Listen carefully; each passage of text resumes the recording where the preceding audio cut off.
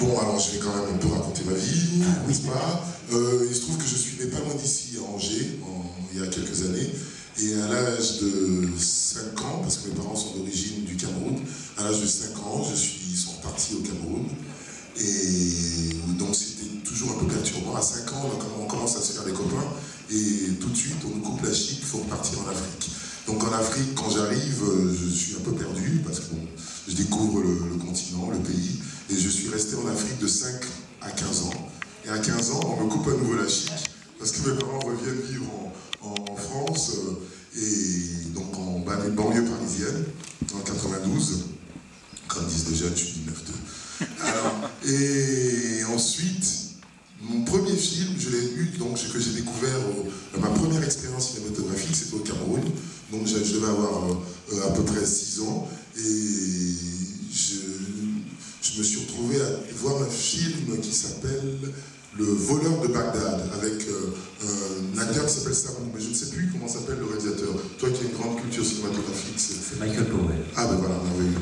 Donc, et j'étais époustouflé par ce petit garçon qui déambulait,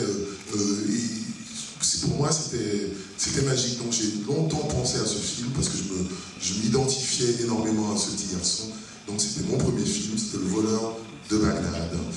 Et vivant au Cameroun, mes parents ne savaient pas trop quoi faire de nous. Ils s'amusaient à nous amener au cinéma 2 fois par semaine, parce qu'au Cameroun, il y a une formule où, d'ailleurs, on découvre beaucoup de films de genre, où on peut voir un film de Kung-Fu et un film de Bollywood. Donc on se tape 2 films d'un coup, et c'est fait qu'on passe 4 heures dans une salle de cinéma, et les parents sont pépères, ils ont la paix. Donc j'ai découvert le cinéma en visionnant des films de Kung-Fu et des films de Bollywood.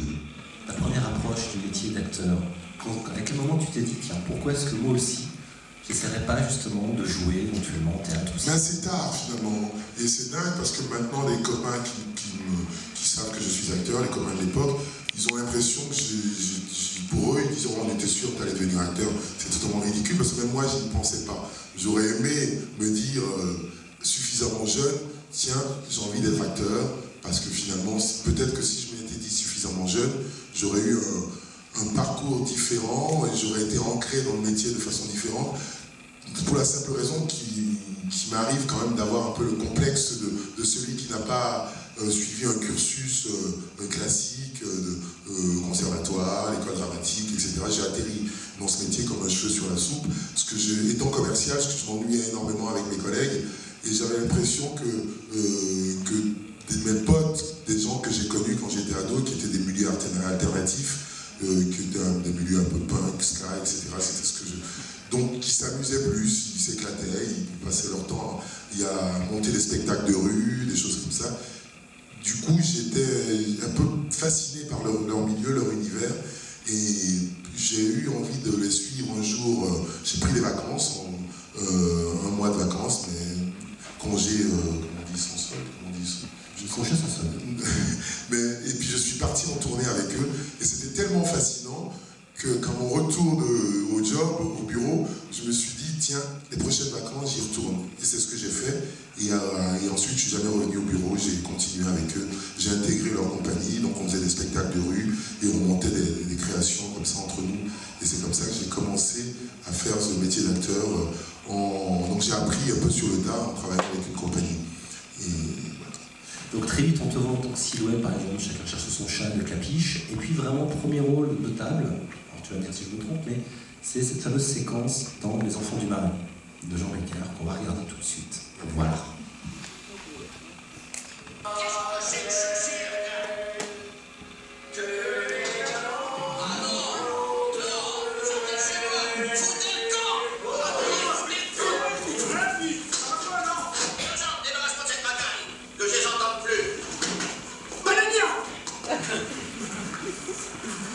Écoute, Bonhomme, il a dit ça comme ça, il pensait pas mal. T'énerve pas, on s'en va.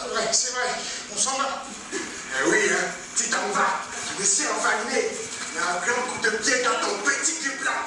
Que jamais plus tu ne pourras t'asseoir. Non, Davis, je vais te passer. Arrête de te marrer, Bonhomme. C'est pas intelligent de se marrer de quelqu'un qui a peur. T'as bien dû avoir peur quelquefois, toi aussi, non? T'as peut-être même crevé de peur pendant 4 ans. Comme moi. Ça me faisait juste rigoler de le voir courir comme ça. S'il te plaît, Clam. 5 francs, c'est beaucoup trop. C'est monsieur qui paye. J'ai dit là, monsieur, que je t'avais donné 10.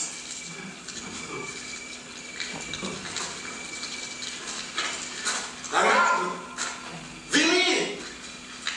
La salle! Et toi, mon homme?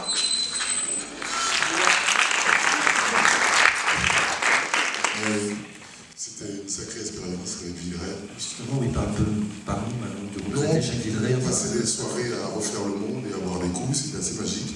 C'est vrai que c'est mon premier rôle où je me considérais un peu plus comme acteur, parce que dans Chacun cherche son chat, j'étais encore comme un commercial, et j'avais rencontré Cédric Clapiche à une soirée, et il m'a dit, tiens, je cherche un noir pour une petite séquence, est-ce que ça te dirait de le faire? Je lui ai dit, ouais, pourquoi pas, j'avais une seule phrase à dire. Et comme souvent, quand on voit les acteurs, on dit, tiens, moi aussi je peux le faire, il n'y a pas de raison. Et c'est comme ça que j'ai travaillé avec Cédric. Mais là-dessus, je suis atterri après un long casting, où il voulait un personnage comme ça qui soit en même temps, qui ait une gueule de méchant, qui fasse peur, mais qui soit en même temps sympathique.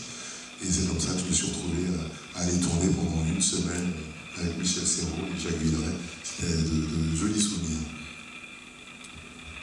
Et justement, par rapport à tes choix de carrière, parce qu'on sait que par la suite, tu as fait une carrière internationale, donc Les Enfants du Marais, 1999, donc Chacun cherche son chat, milieu des années 90. Est-ce que quand tu es à cette époque-là, noir, français, comédien, peut-être même par rapport à maintenant déjà, est-ce que tu peux nous raconter un petit peu à l'époque? Est-ce que c'était difficile? Est-ce que déjà tu étais que toujours les mêmes rôles? Ou justement, parce que par exemple, Les Enfants du Marais, on sent que Becker te fait légèrement jouer avec les clichés. C'est-à-dire qu'effectivement, tu as l'accent qui dit, bon, enfin, si vous l'avez vu, le film se passe en France en 1918. Ce qui pouvait effectivement expliquer cela, mais comment toi, tu percevais un petit peu les gens du métier quand tu étais acteur de couleur à cette époque? En France, est-ce que tu as ressenti un petit peu une sorte de stigmatisation, ou tu penses avoir été chanceux de ne pas trop avoir souffert de ça? Je ne vous cache pas que quand j'ai commencé, je ne me posais pas du tout la question. J'ai envie de dire que je m'en foutais un peu parce que j'étais dans le commercial et moi on m'envoyait dans des bleds où je vais vendre des encyclopédies, je devais vendre de tout et n'importe quoi. Donc je croisais vraiment les gens de la France profonde et j'arrivais à signer de temps en temps des affaires, donc je ne me posais pas cette question. Et quand je suis devenu acteur, au début je ne me posais pas non plus cette question, pour la simple raison que pour moi c'était uniquement un jeu. J'ai vécu au Cameroun, quand on me demandait de faire l'accent africain, je pensais à mes parents ou à la famille, je faisais l'accent africain. Et puis après, quand on disait couper, je reprenais mon accent habituel, qui est un peu un accent hybride, on ne sait pas trop ce que c'est, si c'est un accent parisien ou angevin ou je sais pas quoi. Bref, mais au fur et à mesure, je m'apercevais que plus ça allait, plus on me demandait toujours de faire le même type de rôle, de l'Africain de service, si j'ose dire. Et il m'arrivait même quand certains réalisateurs au casting voyaient des séquences comme celle-ci, quand je rentrais pour le rendez-vous et que je disais bonjour, ils me disaient mais c'est bizarre, t'as pas d'accent, on cherche des acteurs qui ont des accents. Et que je m'amusais à leur dire bah, écoutez, faites-moi lire la scène, je vais essayer de prendre un accent. Et ils m'expliquaient comment il fallait faire l'accent. Donc c'était toujours assez drôle. Alors moi j'avais beau lui dire écoute, c'est pas compliqué l'accent, ça dépend de quel pays, ça ne veut rien dire l'accent africain. Parce qu'il y a l'accent sénégalais, il y a l'accent ivoirien, l'accent en fonction de chaque nationalité, c'est comme si on disait l'accent européen. Alors qu'il y a l'accent belge, il y a l'accent français, l'accent voilà, de chaque région luxembourgeoise, et que j'en passe. Donc c'est tous ces stigmates qui ensuite m'ont fait réaliser que ça allait être compliqué. Mais en même temps, moi, n'étant pas acteur de formation, je faisais que prendre du plaisir. Donc on m'appelait, j'étais gracieusement payé, et je faisais mon job, et puis je passais à autre chose. Et le fait que tu sois orienté par la suite vers une carrière, on va dire, plus internationale, c'est une question de rencontre, d'opportunité, ou est-ce que petit à petit, c'est devenu une espèce de volonté pour toi de te dire, peut-être qu'en France, ça commence peut-être un petit peu bouché, comme tu dis, on me proposait à peu près que les mêmes rôles, et tu avais envie un petit peu plus de te diversifier, tu t'es dit, l'international, peut-être, si j'ai l'opportunité, une bonne occasion. Pas vraiment. C'est que j'ai fait un premier film qui a eu un impact international qui s'appelle un film belge réalisé par un haïtien qui s'appelle Lumumba. J'ai interprété le rôle principal. J'ai interprété le rôle principal, Lumumba de Raoul Peck. Raoul Peck qui est maintenant le directeur de la FEMIS, l'école de cinéma à Paris. Et ce film a eu un impact en Belgique, et ensuite le film a fait la tournée des festivals. Et aux États-Unis, il a assez bien marché, notamment dans les pays anglo-saxons, parce que Lumumba, faut rappeler que Lumumba, dans les années 60, c'était l'équivalent de Martin Luther King, de Malcolm X, etc. Donc les Américains, ils sont appropriés le personnage, le Che Guevara, etc. Quand on connaît un peu toute cette période post-coloniale, ça correspond un peu à ces figures emblématiques de la lutte contre les indépendances africaines. Donc après ce film, j'ai commencé à faire le tour du monde en montrant le film dans des festivals, et je recevais de plus en plus de scripts où on proposait des rôles principaux. Et c'est à ce moment-là que j'avais le choix entre la plupart des rôles intéressants, qui étaient moins caricaturaux, étaient surtout des films à l'étranger. Donc c'est comme ça que je me suis retrouvé à faire des films à l'étranger, où j'ai été contacté par des agents aux États-Unis, mais qui m'ont sorti une phrase magique que je n'oublierai jamais, parce que j'étais à Paris tranquillement, on m'appelait en disant tiens, il y a un casting demain à Los Angeles ou dans 2 jours, et moi je disais mais je suis à Paris. Qu'est-ce qu'il faut faire, c'est compliqué. À l'époque, on n'avait pas Skype, parce que maintenant on peut passer des auditions par Skype, etc. Ça se faisait pas à cette époque-là. Pourtant, c'était il y a une dizaine d'années. Et ils m'ont dit, si tu veux travailler le plus souvent aux États-Unis, you gotta be in it to win it. C'est qu'il faut être sur place et à portée de main. Et là, you gotta be in it to win it. Je m'en souviens, je peux vous dire que dans ma vie, l'expérience me l'a prouvé, parce qu'à une période de ma vie, je me suis dit, tiens, je travaille régulièrement, je vais quitter le microcosme parisien, je vais aller m'installer en Normandie, au bord de la mer, et puis profiter de ma vie de famille. On s'aperçoit rapidement que you gotta be in it to win it, ça marche aussi à Paris. Parce que quand on n'est pas sur place, pour rencontrer les gens qui font ce métier ou qui se serrent les poings, pour leur faire un coucou, pour leur dire qu'on existe toujours, on est vite oublié. Premier rôle notable dans un film international, c'est le second extrait que nous allons voir maintenant. You were in Greece. I'm that little heart I used you just as you said. That's all you ever meant to me. Until then. Oui, avec voilà, enfin, Femme fatale de Palma, c'était en 2000. Bon, c'est vrai que c'était aussi une rencontre. J'avais croisé De Palma quand je présentais justement, entre autres, pendant ma tournée de Lumumba, j'ai croisé De Palma à Toronto, au Festival de Toronto.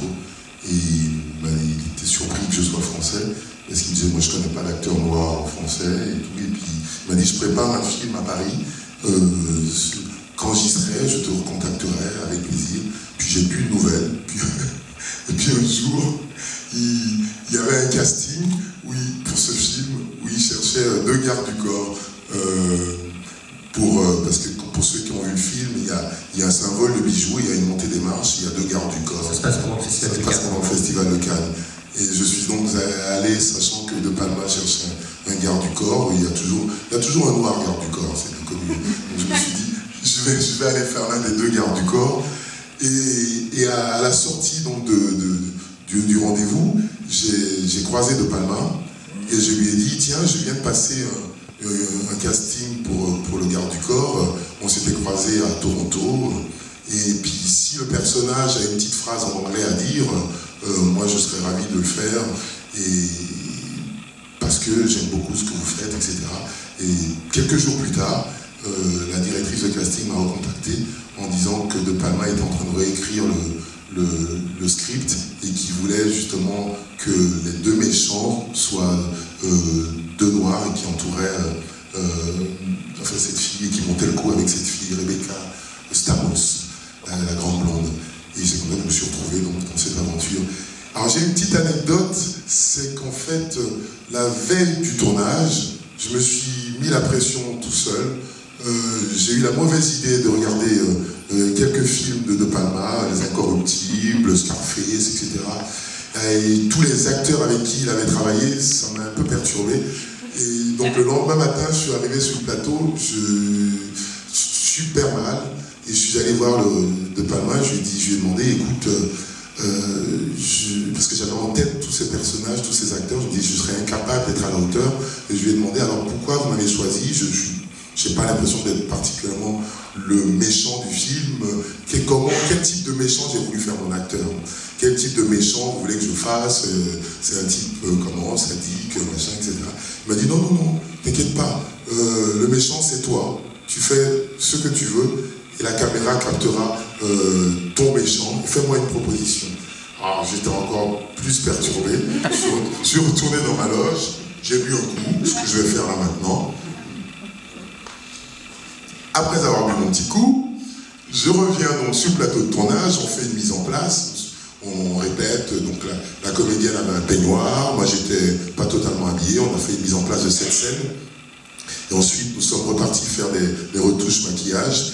Et au retour, il fallait tourner la scène. Au moment où il fallait tourner la scène, la comédienne était nue.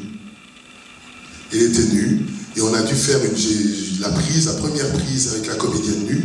Mais j'étais tellement perturbé et mal dans mes pompes parce qu'elle était nue, donc j'avais ses poils qui se baladaient comme ça sous mes yeux, et elle me narguait avec sa cigarette, que du coup, je lui ai mis une petite tape comme ça sur la joue, et juste dans la spontanéité du jeu. Et De Palma m'a dit, tiens, c'est bien, c'est la petite tape sur la joue, on va la garder et on va l'amplifier, tu lui mettras une vraie claque et elle va l'amplifier. Et alors moi je lui ai demandé, si j'en garde la claque, ça serait bien que tu demandes à la fille de mettre une culotte. Et c'est pour ça que dans le film, on la voit sortir du lit avec une culotte, une petite culotte noire. Mais c'était une sacrée gonzesse, hein, je peux vous le dire.